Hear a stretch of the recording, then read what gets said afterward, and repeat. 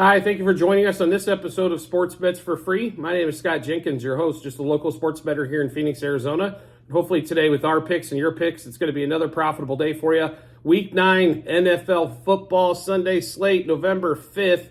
We'll get started into this. Thursday night was pretty good for us on that end. On Thursday night football, Titans just fell, how do I put this, a hook short and a point short of covering everything on the board.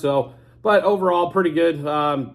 We had a ton of player props in that particular game, so that more than made up for it in that particular matchup. So we will get into the Sunday slate. First game up in Germany, Dolphins, Chiefs, 7:30 out here west. I guess 9:30 now east is daylight savings time. So only a couple hours difference. Over in Germany, the Chiefs 1.5-point favorite, total of 50. Chiefs considered a home game on this particular matchup. Man, would this game been awesome if it was in Kansas City with Tyreek Hill coming back home. But unfortunately, the NFL saw otherwise to put the marquee matchup basically in Germany. So, Chiefs have not looked fantastic. Patrick Mahomes was definitely sick last week, losing the first time ever he's lost to the Broncos. Dolphins have not played well against good teams or have not fared well. They definitely beat up on the lower end of the NFL. Nothing wrong with that. That's what you're supposed to do, is beat the bad teams and split with the good teams, and normally it ends up pretty well. So, in this particular matchup, though, because the Chiefs are a good team, I just think they necessarily haven't got everything together. Sky Moore's been nothing but a total disappointment for 2 years.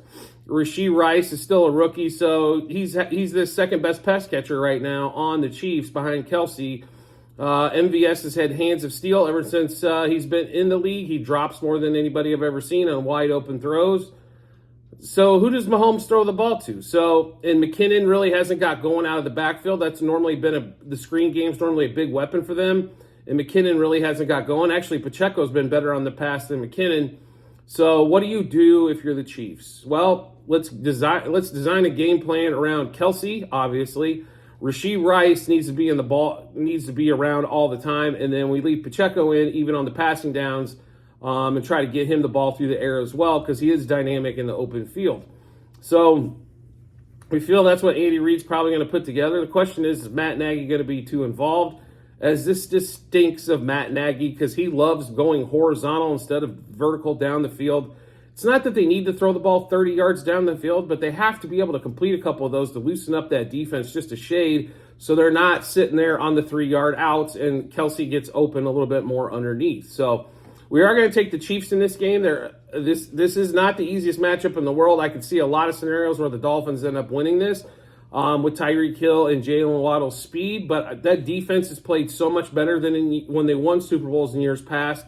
They've kind of held up the offense while the offense getting straightened out. Now, a lot of the 2 years the Chiefs have won the Super Bowl, what has happened is the offense was fantastic. The defense struggled behind, and then late in the year got hot and put everything together, and the Chiefs won the Super Bowls.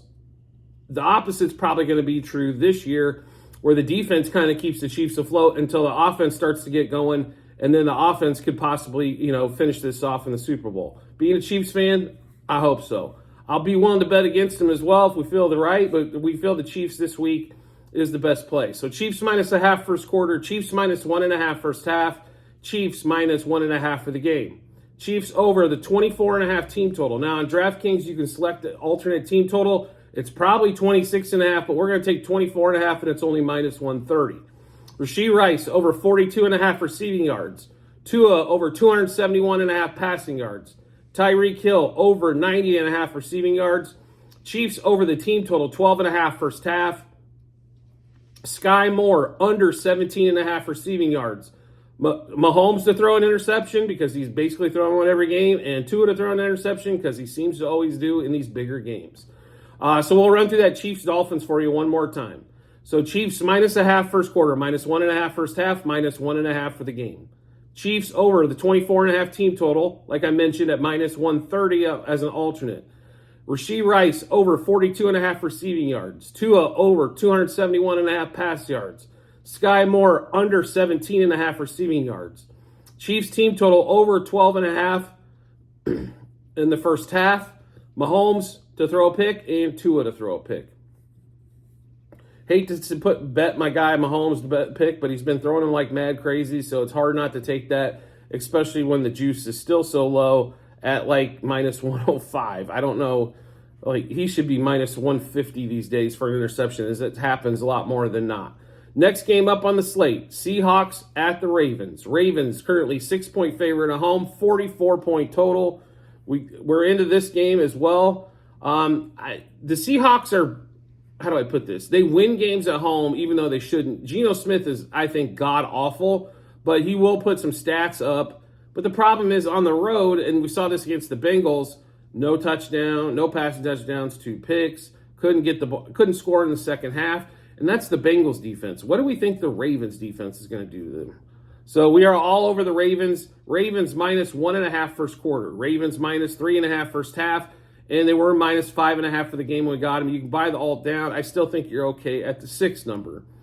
Then we're going to take Gus Edwards over 50.5 rush yards. Zay Flowers over 55.5 receiving yards. Geno Smith, which we mentioned earlier, to throw a pick. We also like Ravens over 12.5 team total first half. And Boye Mafe for the Seahawks over a quarter sack at plus 150. He's had five consecutive games with the sack. So we'll get back into this game for you here. So Geno Smith to throw a pick. Gus Edwards over 50.5 rush yards. Zay Flowers over 55.5 receiving yards. Ravens minus 1.5 first quarter, minus 3.5 first half, and minus 5.5 for the game. Ravens over the 24.5 team total, over 12.5 team total first half, and Boye Mafe over a quarter of a sack. So he just needs half a sack in order for that ticket to cash. And like I said, at plus 150, I thought they were giving this one to us or kind of slid it in when we didn't pay attention. Next game up is going to be Bears-Saints. Saints currently 8.5-point favorite, total of 41 on the board. So how do I put this? The Saints defense is not as good as it has been, even though the people think the Saints defense is vaunted. People score on the Saints all the time. So, and the Bears defense is absolute Swiss cheese. So what do we think is going to happen on a total of 41? It's pretty simple. We love the over. So Saints over 7.5 total first quarter. Saints over 20.5 total first half and over 41 for the game. We also like Rashid Shaheed over 30.5 receiving yards, as I think he's going to get at least one bomb, if not 2 or 3. And Rashid Shaheed, anytime touchdown. The only secondary member you worry about with the Bears is Jalen Johnson, and he's not going to be covering Shaheed as he's going to be on Olave or Michael Thomas. This is going to allow somebody to blow coverage and let Shaheed get deep. And Derek Carr, as much as I hate him, he can complete a long ball pass. If you actually watch his game, it's the underneath stuff that looks just uncomfortable. But when he can unleash it downfield, he does look good on that part. So we'll give you those plays one more time in that Saints-Bears game. Saints over 7.5 total first quarter. Saints-Bears over 20.5 total first half and over 41 total for the game. Rashid Shaheed over 30.5 receiving yards and Rashid Shaheed anytime touchdown. And that Shaheed touchdown was actually paying extremely well, as it was at like plus 255. So definitely an advantage to take care of there. Definitely something to, on that. Cardinals, Browns, this line has gotten out of control. This line was 8, 10, 11.5. Browns now favored 11.5 at home as they named Clayton Tune the starter. 38.5 total. Deshaun Watson's back, who God knows if he'll actually make it through a couple of series. We're not touching this game. And the reason is that 11.5 is way too many points for the Browns against anybody. But Clayton Tune is not good. I mean, this is all just so they could sit Kyler for him come back on a home game against the Falcons, against a defense that's a little less pressure maybe on him. So they're letting him sit, even though he's been able to play now for 2 weeks. It's getting ridiculous. Like, they set it up, though, where they were going to bring him back week 10, and come hell or high water, that's what they're going to do. After they traded Dobbs, got something for Dobbs off the street. Actually, if you really look at it, picked him up off the street for, and then basically they get a late round pick for him. So actually pretty smart on the Cardinals' way. I think the Cardinals are putting together an organization here. That's the one thing you have to look at the Cardinals. Culture, they've said that, yeah. I mean, Gannon gets his dudes to play tough. He's just severely undermanned. But you can't ever, since those guys play tough and play hard, you can't ever tell if they're going to actually cover a spread or not. It depends on if the Browns are going to come out and dominate like they should be able to. We're not sure, so therefore we're going to stay away from the game. Next game up, Vikings at the Falcons. Vikings pulling out their 19th quarterback. I don't know who the hell this guy is. I watch a ton of football. I've never heard of him. Falcons going with Tyler Heineke. They are favored by 3.5, 37.5 in total. We've liked this game from the get-go on this particular one, so we will give you Falcons -0.5 first quarter. Falcons -2.5 first half. Falcons -3.5 for the game. We also like Bijan Robinson over 59.5 receiving yards, as we feel they're going to have to run the ball or they get up early and have plenty of chances to run the ball. Bijan Robinson, anytime touchdown. We think he makes the end zone this week. Remember, Drake London's out, so Bijan should see a lot of stuff all the way around. And then Jaron Hall for the Vikings to throw an interception. So one more time on this Falcons-Vikings game. Falcons -0.5 first quarter. Falcons -2.5 first half. Falcons -3.5 for the game. Bijan over 59.5 rush yards. Bijan anytime touchdown, which actually is plus money for a change. And then Jaron Hall to throw an interception. And that was only -150. I couldn't believe it was. I thought the thing was going to be 200 easily. Next game up, Bucks at the Texans. Texans 3-point favorite, 40 total. We currently don't have a plan this game. We're going to relook at this game here today. So do make sure you check out the Google Sheets. Just make sure if we have any, we'll have some updated bets, I'm sure, or some new bets that we don't go through here.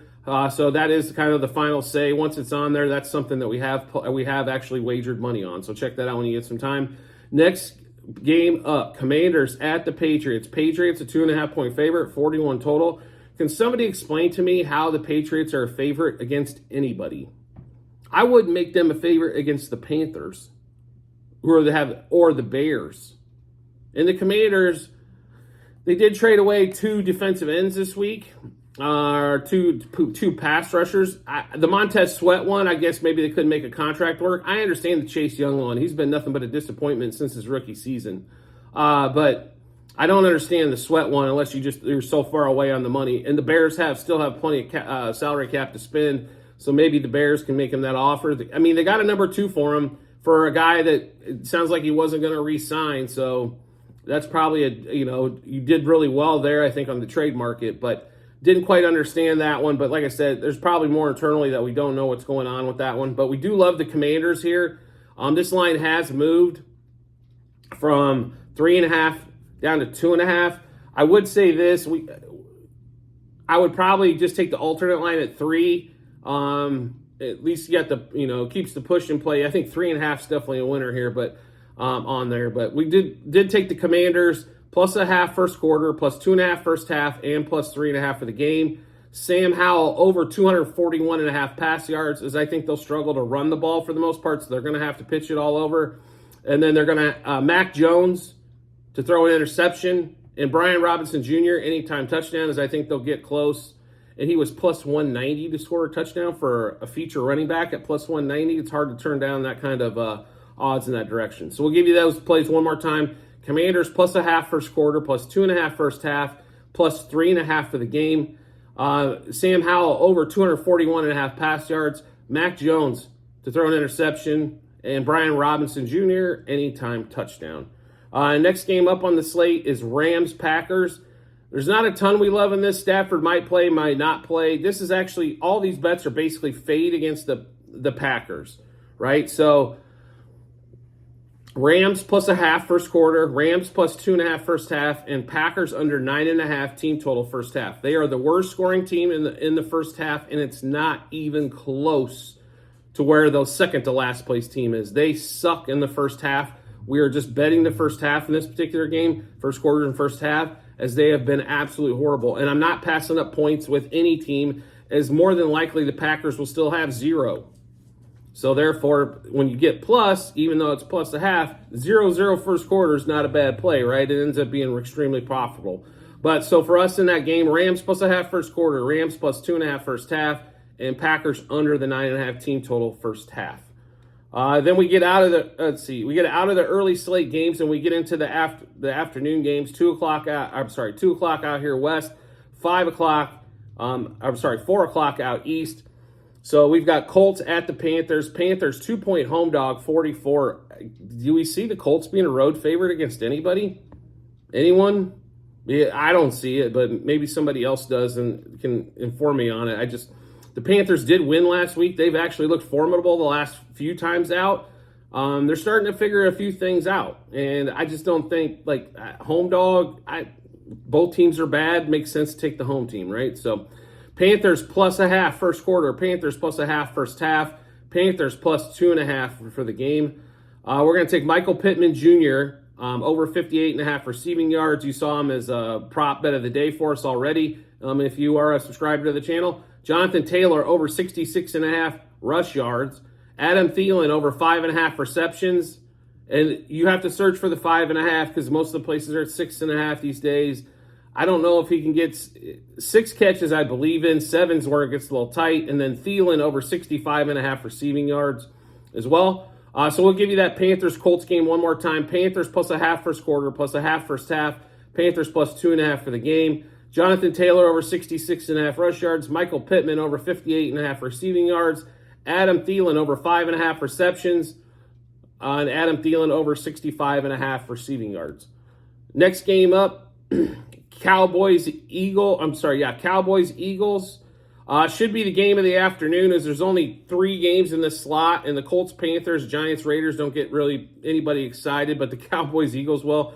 Eagles 3-point home favorite, 47.5 total. I will tell you this, we've got these listed currently. We're probably going to make more bets on this particular game, but we'll give you what we've got currently here. So we do like the over in this particular matchup. As the last 5 times the Cowboys-Eagles have played, the games went over. But we do like Cowboys-Eagles over 7.5 first quarter, over 23.5 first half, and Cowboys over 46.5 for the game.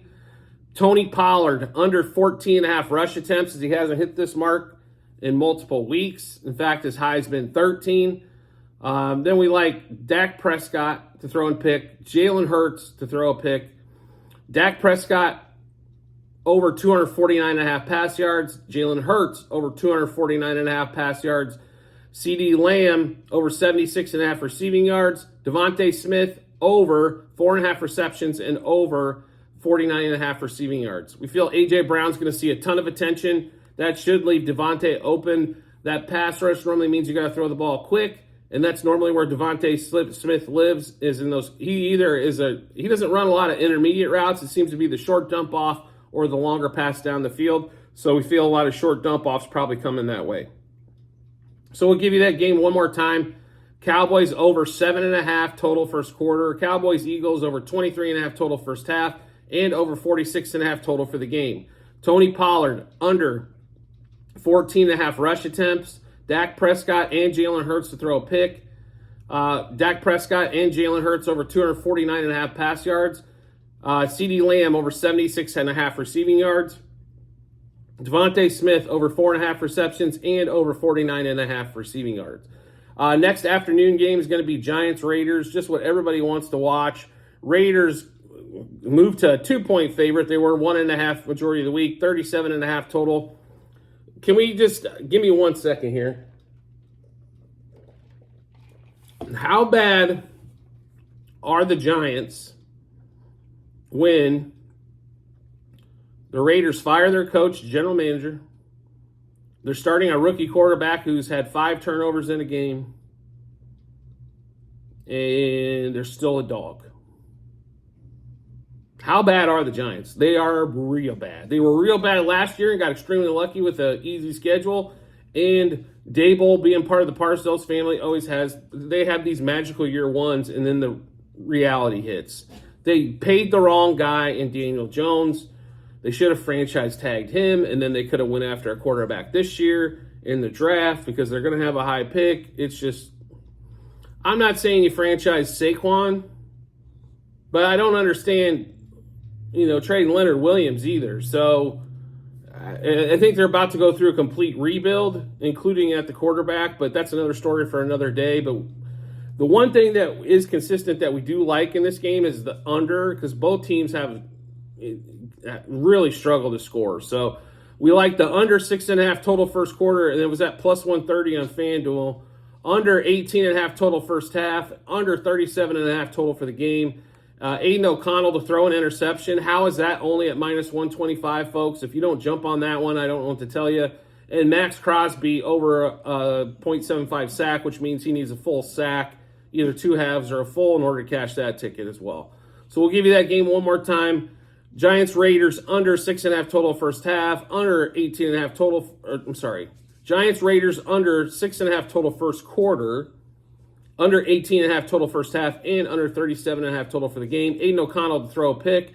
Max Crosby to record a sack in that particular game. And it has to be a full sack as it's over 0.75. Then we get to the Sunday night matchup. Should be a barn burner, right? Bills-Bengals. Bengals at home. We remember what happened in this game last year. I pray to Jesus we don't see anything like that again. Bengals a 2.5-point favorite, 50.5 total. We don't need to see another Damar Hamlin as long as I watch football ever again. As a guy who played ball, that was a scary one. We'll just put it to you that way. We do like quite a bit of stuff here in this particular matchup. So we're going to go Bengals minus 1.5 first quarter, minus 1.5 first half, and we did get it at minus 1.5 yesterday for the game. Jamar Chase over 84.5 receiving yards. And then we also like the over in this matchup. So we're going to go Bengals. We'll give you the team total first. We like the Bengals over 13.5 team total first half and over 24.5 team total for the game. I think they got a real shot at putting them 30 plus here. And then we also like the Bills over 9.5 total first quarter, over 24.5 total first half, and over 50.5 for the game. We like Burrow to over 262.5 pass yards. There is some big discrepancies at multiple books on his pass yards, so make sure you shop that around and get the lowest one. Josh Allen interception. So we'll give you that Sunday night matchup. Bills-Bengals one more time. Bengals minus 1.5 first quarter, first half, and game. Jamar Chase over 84.5 receiving yards. Bengals over 13.5 team total first half and over 24.5 team total for the game. We like the total over in this one as well. So Bengals, Bills over 9.5 total first quarter, over 24.5 total first half, and over 50.5 total for the game. Burrow over 262.5 pass yards. Josh Allen to throw a pick. So at the end of this episode, do make sure you check out the link in the Google Sheets, link in the comments section to the Google Sheets, where you'll be able to see all the bets that we made, what book we placed those at, how many units and what juice we got those at. That way match them up with what you've got, make it real simple to see everything. There's also going to be 4 sheets once you get in there. Sheet 1 is football of last year. Sheet 2 is baseball this year, which just ended. Sheet 3, football, college and pro, and sheet 4 is basketball for this year. So just to give you a heads up, depending on where you want to look at, or if you want to look at everything, feel free to do so. We put the information out there, no charge, just to show you what we've done and how we're doing. So feel free to check that out when you do get some time. And as always, if you subscribe and get notifications to our YouTube channel, so when we drop our bets, you get those first. It gives you plenty of time to match them up with your bets and give you a ton of confidence heading to that betting app or betting window so we can all make some money, because that's what we're here for. We do appreciate everybody's support as always and look forward to seeing you on the next episode.